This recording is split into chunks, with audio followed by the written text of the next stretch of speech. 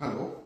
So today I would like to narrate a few case examples from my homeopathic practice on breast cancer because one of you have specifically requested for this.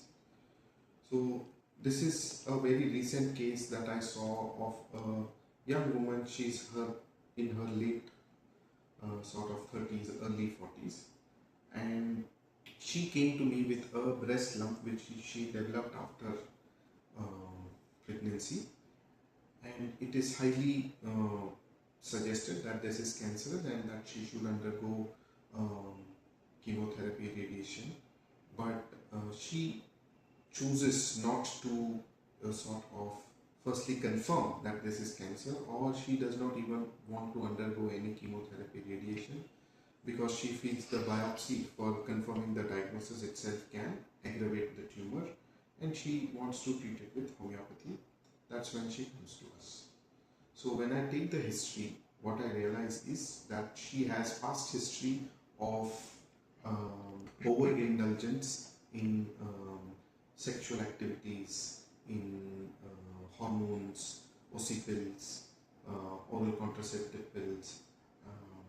She used to have recurrent infections, and all this she got into because she felt when she was in her college days, she felt that she was not of a very high class society, and she was more of a middle class woman, and she felt others in her college were very rich and high class, and they would not accept her, and they would sort of reject her and push her out of the group, and she felt somehow to enter that group of people she had to behave in such a manner, and she did all of this to reach that sort of group and that kind of people's circle who are very rich.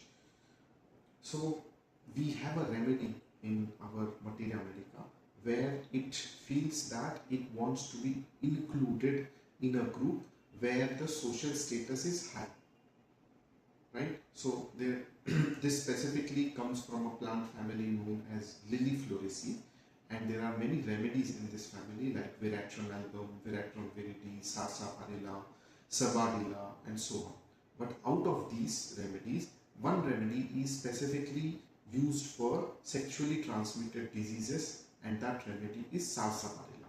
So Sarsaparilla is a remedy which has the desire to be included in a high social status and also the sexual overindulgence. So like this, what we do in homeopathy is we study the patient's lifestyle. We understand why the patient has got into a certain habit because of which they have fallen ill.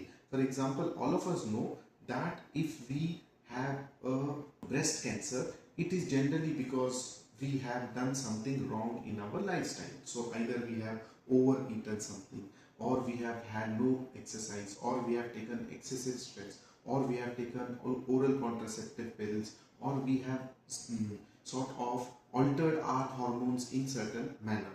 But what is more important is homeopathy goes a step deeper and asks the question, if every one of us already know that this lifestyle is not good, eating like this is not good, sleeping like this is not good, but still we indulge in it. Why are we indulging? What is it in us that is making us indulge in this? That indulgence comes from this sort of mental need that I need a social status. That's why, in spite of my health being compromised, I will do that. So what we do in homeopathy is we understand the patient's perception behind, because of which they are falling into such bad lifestyle habits, which is then later materializing into the breast cancer diagnosis. So what we treat is the perception or the mindset, the lifestyle, and the pathology. All these three combined is what we do in homeopathy, and that is why it is a holistic approach where we treat the mind, body, soul, and the pathology.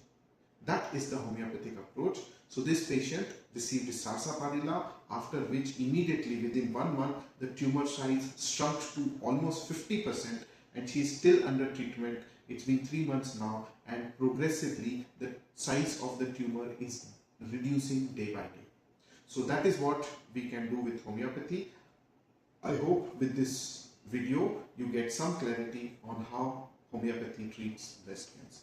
Thank you.